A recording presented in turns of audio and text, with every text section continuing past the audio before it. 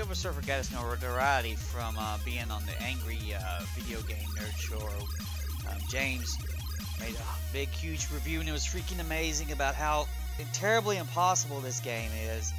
And then what happened is that it became like an instant classic, and then all of the people, the retro collectors, had to go get Silver Surfer, and we had to see whether this was really just a stupid, insane, impossible game.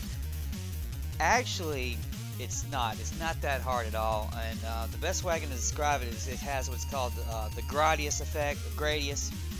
And in Gradius, or Gradius, your little ship starts off, it's like super useless. He only shoots like 2 little pellet shooters, and you can't do jack, and it's slow.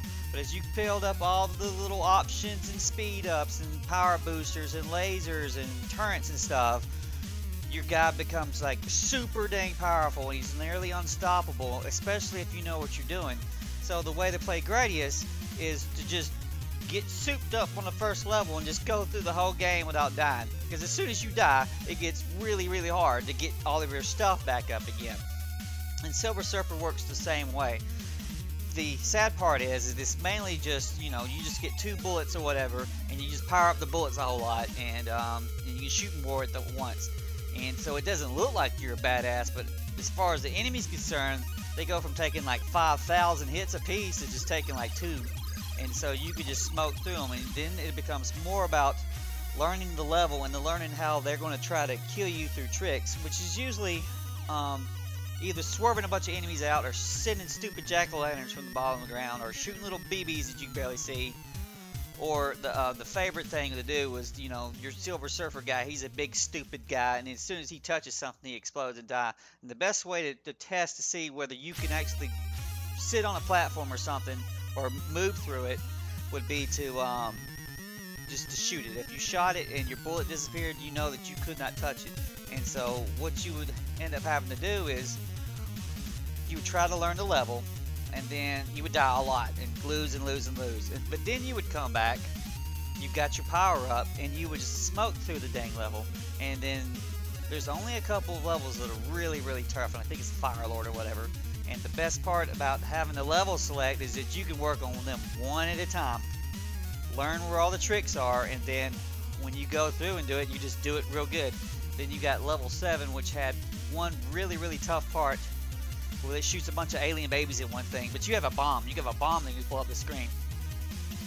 And so if you have just a basic, if you're adept at just basic shooting, if you are tolerable to shooting, if you don't completely suck, this game is probably going to take you around 10 to 15 hours to beat.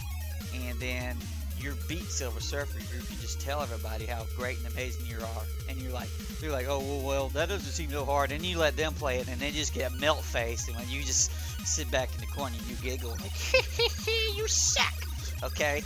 But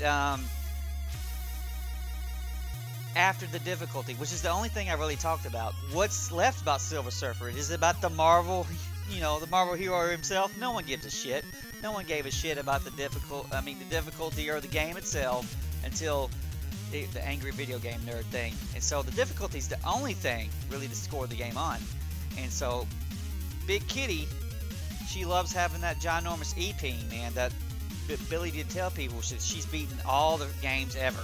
Okay, every single damn one of them. And Silver Surfer's the cream of the crop for her. And so she is going to give it the glorious paws up. But Brian has smelt through it. He knows that this game is really hard. He knows that this shouldn't even be in the top 20 of hard-ass NES games that murder you. And so he's going to give it the paws down. That's how it is, Big Kitty, okay? But you tell everybody that you're the best, alright? You beat Silver Surfer, damn it, and that means something.